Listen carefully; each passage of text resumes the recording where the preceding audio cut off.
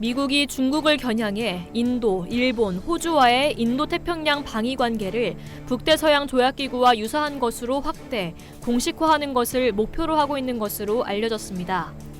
중국 입장에선 인도와의 국경 분쟁, 호주와의 코로나19 발원지 조사 논란 등으로 갈등을 빚고 있는 만큼 사면 초가의 위기에 놓였습니다. 이를 홍콩의 사우스차이나 모닝포스트에 따르면 비건 미 국무부 부장관은 미국을 포함한 이들 4개국이 영내 다른 나라들과 힘을 합쳐 중국으로부터의 잠재적 도전에 대항하는 보루로서 협력하도록 하는 것이 미국의 목표라고 밝혔습니다. 비건은 이어 인도-태평양 지역은 강력한 다자 구조가 부족하다며 그들은 나토 혹은 유럽연합과 같은 강인함 같은 것은 갖고 있지 않다.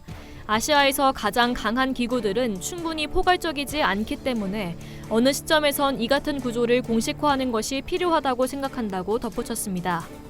비건 부장관은 이날 비영리 기관인 미국-인도 전략 동반자 협정이 주최한 온라인 토론에서 4개국이 올가을 인도 뉴델리에서 만날 것이라고 전하며 미국과 인도 해군의 말라바르 연합훈련에 대한 호주의 참가 가능성을 공식적 집단방위 기구 창설을 향한 진전 사례로 제시했습니다. 그는 인도가 호주를 말라바르 해군훈련에 참가하도록 초청 의사를 밝혔는데 이는 인도-태평양 해역의 통행 자유와 안전 보장에 있어 큰 진전이 될 것이라고 말했습니다. 주로 벵골만에서 진행되는 말라바르 훈련은 1992년부터 열리고 있으며 2015년부터는 일본도 포함됐습니다. 일본과 미국은 올해 훈련에 이미 초대됐지만 인도는 호주를 아직 공식적으로 초청하지 않았습니다. 올해 훈련은 신종 코로나 바이러스 감염증으로 연기된 상태입니다.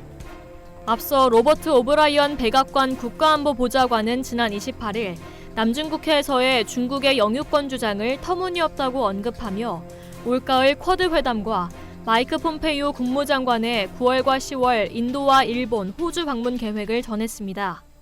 인도는 2007년 호주를 초청했으나 중국의 반발로 무산된 바 있습니다. 하지만 현재 상황은 바뀌었습니다. 인도와 중국은 지난 6월 국경 분쟁에서 무력 충돌이 발생했습니다.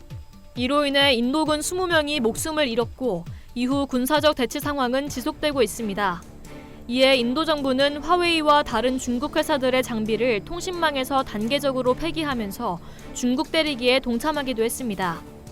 중국과 호주의 갈등은 지난 4월 시작됐습니다. 스콧 모리슨 호주 총리는 중국을 겨냥해 코로나 바이러스 발원지에 대한 독립조사를 요구했습니다. 그러자 중국은 즉각 육류 수입 금지, 호주 와인 반덤핑 조사에 착수했습니다. 심지어 중국에서 일하는 호주 출신 앵커 청레이를 구금하기도 했습니다.